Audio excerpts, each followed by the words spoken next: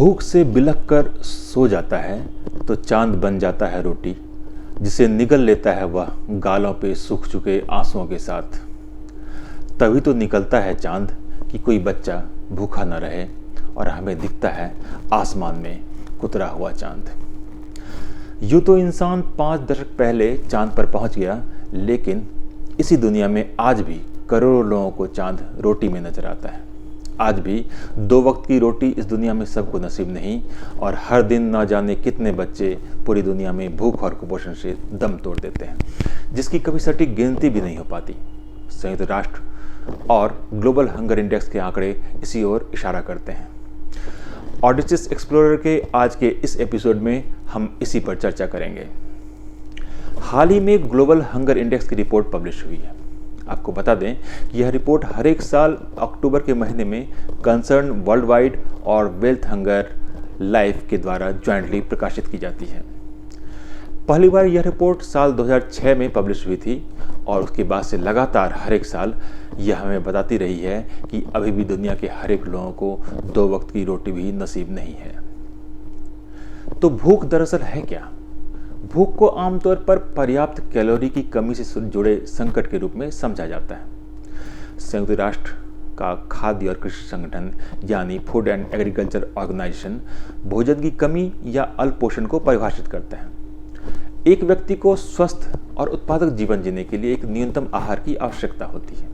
ऊर्जा अर्थात कैलोरी की यह ज़रूरत हालांकि व्यक्ति के लिंग, उसके कदकाठी और उसकी शारीरिक गतिविधि पर निर्भर करता है।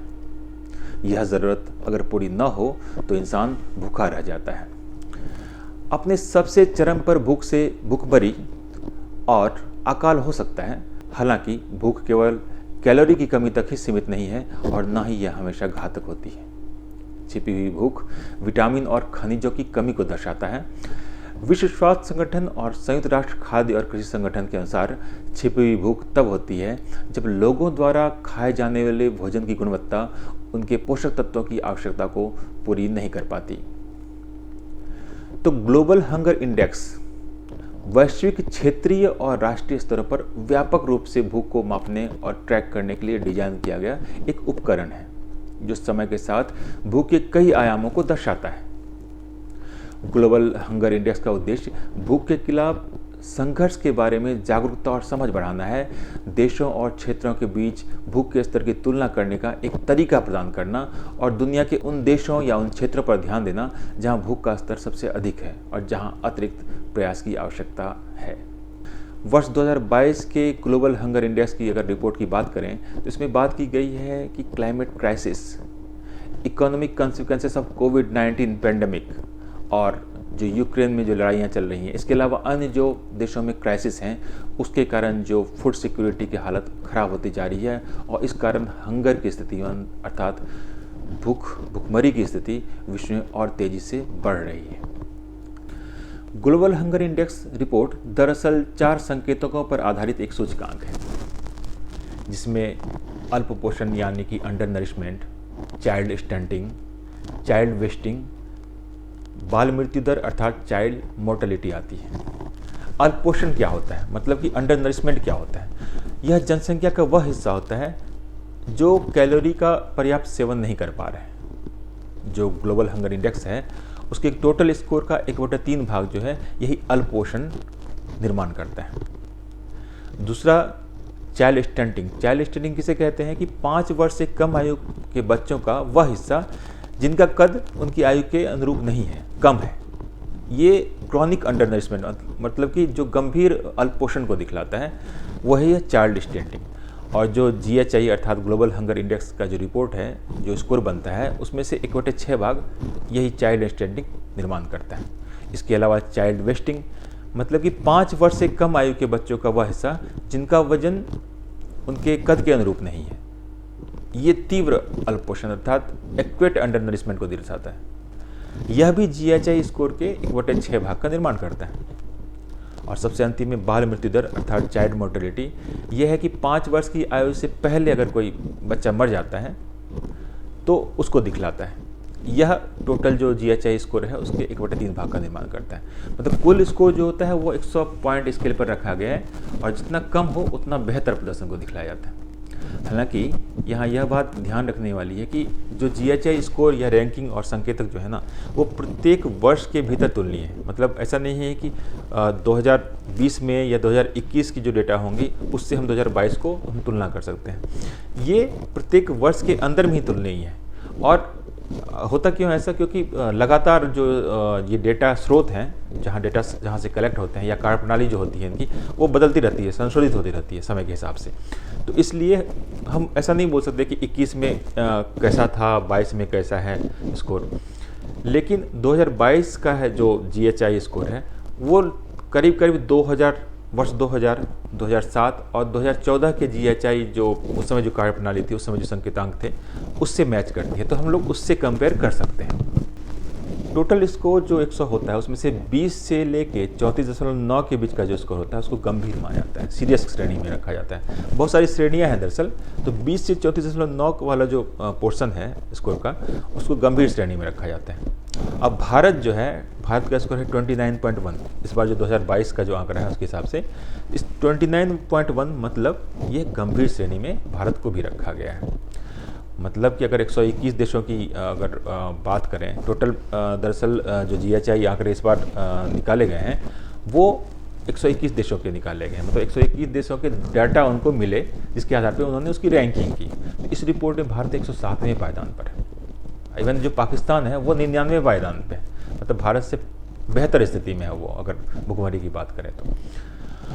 अगर दक्षिण एशिया की बात करें तो जो श्रीलंका है उसकी स्थिति सबसे अच्छी है। हालांकि वह आर्थिक संकटों से जूझ रही है, फिर भी उसकी स्थिति काफ़ी बेहतर है। मतलब दक्षिण एशिया में सबसे बढ़िया है, वो 64वें स्थान पे है। पड़ोसी देश नेपाल वो 81वें स्थान पर और बांग्लादेश भी 84वें स्थान पे। मतलब कि अफगानिस्तान को अगर छोड़ दें, जिसका इस 121 में 109वां स्थान है, तो भारत से स्थिति सबकी अच्छी है। मतलब अगर हम बात करें कि इस लिस्ट में अगर 107वां स्थान मिलता है, वाकई गंभीर स्थिति है। हालांकि भारत सरकार जो है वो बोलती है कि भाई जो GHI मतलब ग्लोबल हंगर इंडेक्स की जो मेथोडोलॉजी है वो सही नहीं है, उसी पर सवाल उठाती है। सरकार का कहना क्या है कि मतलब ये जो GHI है वो भुखमरी के एक भ्रामक मापन का प्रयोग करती है। मतलब जो उसके 4 संकेतांक हैं उसमें से 3 जो हैं वो तो बच्चों से ही संबंधित हैं। चाइल्ड मोर्टेलिटी हो गया, चाइल्ड स्टंटिंग हो गया, चाइल्ड वेस्टिंग हो गया, ये तीनों के तीनों तो बच्चों से संबंधित हैं।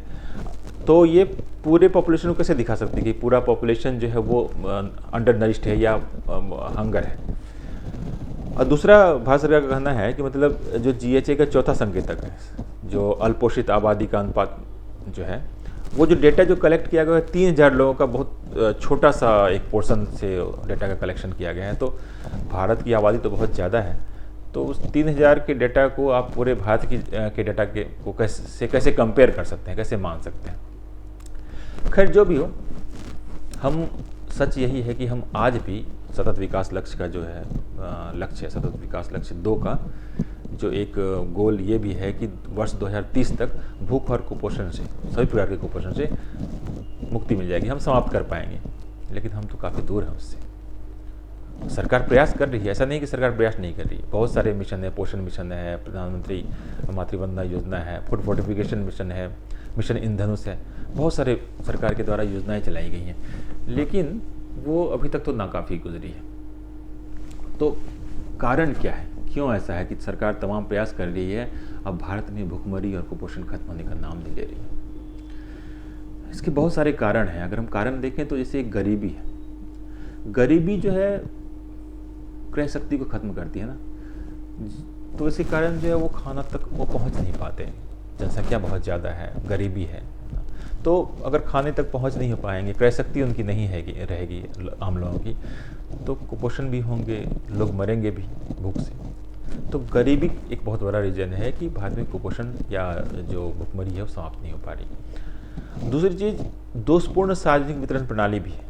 मतलब भारत में काफ़ी दिनों से पब्लिक डिस्ट्रीब्यूशन सिस्टम चल रहा है, लेकिन उसमें दिक्कत क्या है कि बहुत सारे लीकेजेस हैं, है ना। कभी कभी क्या होता है कि अच्छे अनाज जो हैं, जो खाने योग्य जो अनाज हैं, वो तो पीडीएस में पहुंचते हैं, पीडीएस के माध्यम से उसको देना चाहिए, लेकिन काफ़ी बार क्या होते हैं कि वो मार्केट में बिकते नज़र आते हैं और उसकी जगह पे जो खराब अनाज है वो आम लोगों को डिस्ट्रीब्यूट हो जाता है। तो कहीं ना कहीं लीकेज वाली समस्या वितरण प्रणाली में है। अच्छा, तीसरी चीज़ आती है प्रच्छन्न भुखमरी, मतलब हिडन हंगर। हिडन हंगर क्या है कि आप खा तो रहे हैं खाना, लेकिन पोषक तत्व नहीं मिल पा रहा है आपको। जैसे महिलाओं को अगर जो गर्भावस्था के दौरान या स्तनपान के दौरान अगर पोषक तत्व नहीं मिलेंगे खाने में, तो जो बच्चे होंगे वो कुपोषित ही होंगे। इवन छोटे जो बच्चे होते हैं उनको भी अगर खाना भरपेट खाना खा लिए, भरपेट खाना मतलब न्यूट्रिएंट से के बिना खाना, है ना, तो वो अगर नहीं मिल पाएगा बच्चों को तो वो कुपोषित होंगे ही। और भुखमरी तो नहीं बोलेंगे, लेकिन वो वही स्टंटिंग वाली समस्या होगी, उनका चाइल्ड वेस्टिंग वाली समस्या होगी। तो ये हिडन हंगर भी भारत में एक बहुत बड़ी समस्या है। एक सामाजिक कारण भी है जो भुखमरी और कुपोषण खत्म नहीं हो रही है, कि लैंगिक असमानता जो है भारत में। आमतौर पे क्या करते हैं कि लड़कियों को कम खाना मिलता है या बाद में खाना मिलता है। जब मेल मेंबर्स खा लेते हैं, लड़के खा चुके होते हैं अपने घर में, उसके बाद लड़कियों को मिलता है खाने के लिए। तो इसके कारण भी बहुत सारी समस्याएं पैदा होती हैं। मतलब ये एक तरह से बोलिए तो सामाजिक समस्या ही है। और दूसरी चीज़ जो मध्याह्न भोजन वाली जो स्कीम है, उसमें भी देखिएगा तो लड़के ज़्यादा जाते हैं स्कूल, तो उनको तो पोषक तत्व तो फिर भी मिल जाता है, खाना मिल जाता है। लड़कियां उस मामले में पीछे रह जाती हैं, उनको नहीं मिल पाता। फिर एक आता है कि पोषण संबंधी जो कार्यक्रम है उसमें ऑडिट का अभाव है, मतलब लेखा परीक्षण नहीं होती उसकी, और उसका वैसे कोई तंत्र नहीं मौजूद है। तो इसके कारण लीकेज वाली समस्या इसके कारण पैदा होती है। तो ये सब समस्याएं हैं कि मतलब तमाम प्रयास के बावजूद जो है भारत सरकार प्रयास कर रही है, लेकिन हमें पर्याप्त सफलता नहीं मिल पा रही है कि हम अपनी हमारे यहाँ जो भुखमरी है या कुपोषण है उसको हम समाप्त कर पाएँ। तो सवाल उठता है कि करें क्या भाई, है ना। देखिए, तीन चीज़ें हैं, एक तो पोषण, एक पहुँच और एक प्रतिबद्धता। पोषण क्या है कि मतलब पोषण को समग्रता में देखने की ज़रूरत है। मतलब ऐसा नहीं है कि केवल खाना खा लिए तो वो हम पोषण पर्याप्त मिल गया। जितनी भी स्कीम्स हैं ना, जैसे स्वास्थ्य संबंधी जो स्कीम्स हैं, जल स्वच्छता वाली चीज़ें हैं, लैंगिक दृष्टिकोण वाला चीज़ें हैं, सामाजिक मानदंड, सारी चीज़ों को मिला के एक ना कम्प्रिहेंसिव प्लान बनाने की ज़रूरत है, ताकि पर्याप्त पोषण मिल सके। मतलब एग्जाम्पल के तौर पे जैसे मान लीजिए स्वच्छ भारत अभियान है, बेटी बचाओ बेटी पढ़ाओ अभियान है, पोषण अभियान, सबको आप जोड़ दीजिए, ठीक है, तो पर्याप्त पोषण मिलने की संभावना है। मतलब अच्छा खाना मिलेगा, स्वच्छ खाना मिलेगा, और जो हमारी भुखमरी वाली समस्या है, कुपोषण वाली समस्या है, वो दूर हो पाएगी। और पोषण की समग्रता का मतलब ये भी है कि केवल खाना नहीं, साथ में न्यूट्रिएंट्स भी मिले। तो इस तरह के पोषण की ज़रूरत है। फिर आता है कि पहुँच। हमने कहा था तीन चीज़ें, पोषण, पहुँच और प्रतिबद्धता। पहुँच भी क्या होती है कि हमारी पहुँच हो वहाँ तक, कि हमारी एक तो आर्थिक पहुँच हो, मतलब हमारी क्रय शक्ति हो। मतलब खाना, अनाज तो है, खाना तो है, भोजन है, लेकिन हम वहाँ तक पहुँच नहीं पा रहे हैं क्योंकि हमारे पास पैसे नहीं है, हम खरीद नहीं पा रहे हैं वहाँ तक। ये हमारी ओर से पहुँच नहीं हो पा रहा है। और दूसरी चीज़, सरकार भी जो सबसे नीचे का तबका है वहाँ तक पहुँच नहीं पा रही है, कहीं ना कहीं लीकेज हो जा रहा है। तो ये पहुँच बनाने की ज़रूरत है।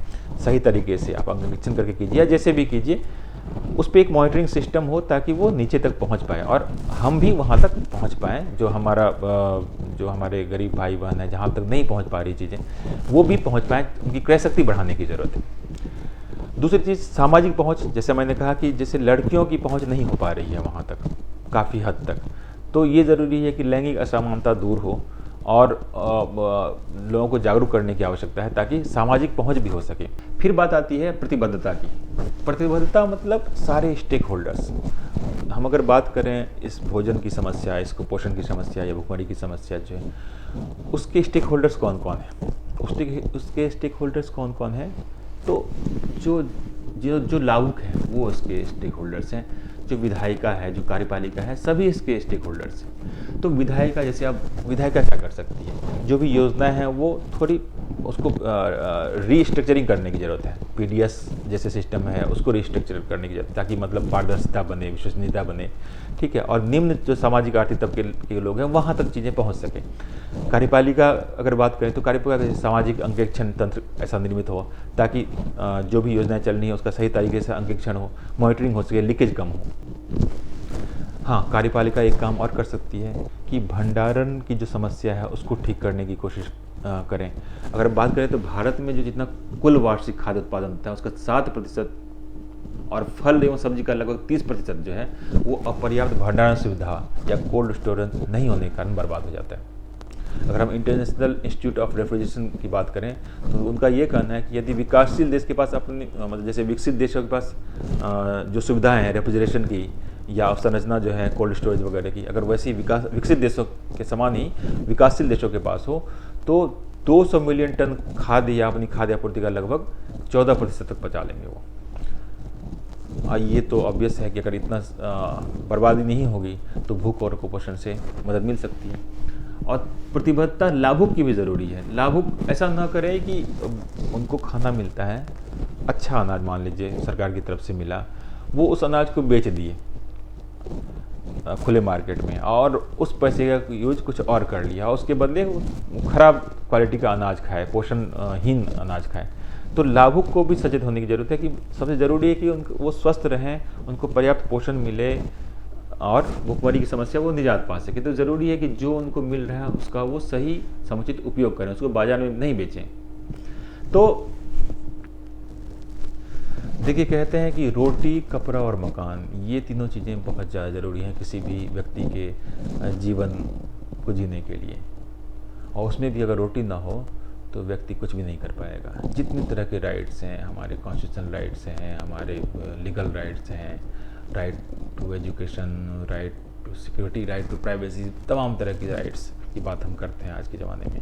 लेकिन अगर राइट टू फूड मतलब पेट में अगर अनाज ना हो ना तो कुछ भी नहीं कर सकते आप। तो ज़रूरी है कि पहले वो पूरा हो, पेट में अनाज हो, तभी हम एक स्वस्थ व्यक्ति का निर्माण कर सकते हैं और तभी मानव को मानव संसाधन यानी ह्यूमन को ह्यूमन रिसोर्स बना सकते हैं। वह ह्यूमन रिसोर्स, वह मानव संसाधन जो देश के विकास में अपना योगदान कर सकेगा। धन्यवाद।